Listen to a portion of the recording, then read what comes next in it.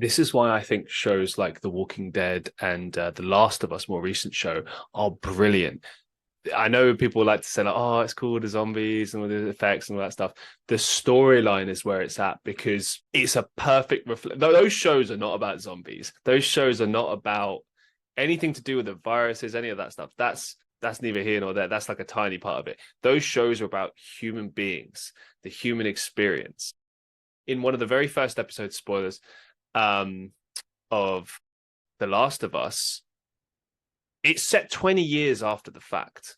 You see the beginning of this outbreak, and then 20 years later, you see a man who's been through it all. And one of the lines he said this in the video game as well: I've been on both sides. What does that mean? I've been the good guy and the bad guy. But the way they tell the story and the way they imply it is that he was a victim of circumstance, of choices, but it was all within the frame of survival. The Walking Dead really goes into detail with this, particularly in later seasons when communities come together and they're accepting new people in. And one of the things, when they're accepting people in and they say like, oh, we just have to be careful with this. But hey, we've all done things we regret. They all say that. Every single character says that because they've all had to do things they regret. And what they mean by that is killing other human beings in order to survive. They all know it's wrong, but they all had to do that for whatever reason to protect themselves because survival was the name of the game. Right now, we live in a society where survival is still the name of the game, but we have a society where there is an ability to sustain ourselves without resorting to violence.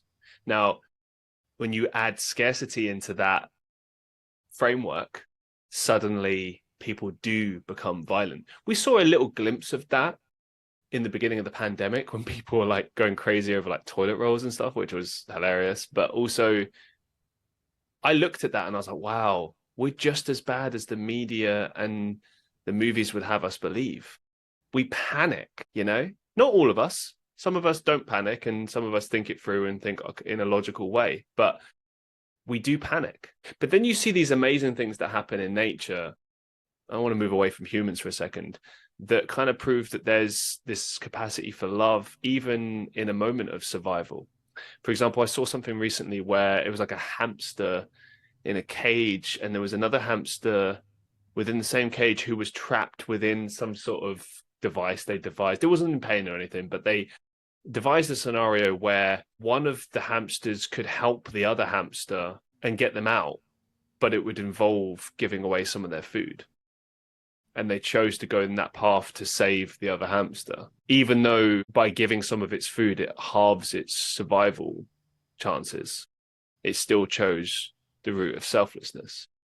And that's kind of the more positive aspect of this, is this idea that, you can choose to do the selfless thing, even though it puts your life at danger or it potentially prevents you from continuing on. Interesting concept. What do you make of that?